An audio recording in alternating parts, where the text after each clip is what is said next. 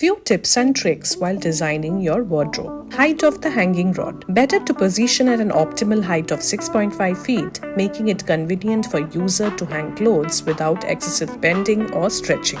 Number 2. Upper two shelves. The top shelves can be designed with a depth of 10 inches, making them easy to reach and practical for storing less frequently used items like seasonal clothing, extra linen, or storage boxes.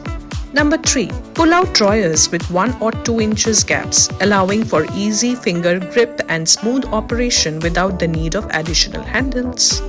Number 4. Integrated lighting for enhanced visibility inside the storage space. Number 5. Handles ensure they are comfortable to grip, especially for larger wardrobes. Soft edges and well-proportioned size improve functionality. Number 6. Fluted glass. It is gaining popularity for its sophisticated look and functional benefits. It gives a semi-private blurred view of the content, maintaining a clear appearance even if the wardrobe isn't perfectly organized inside.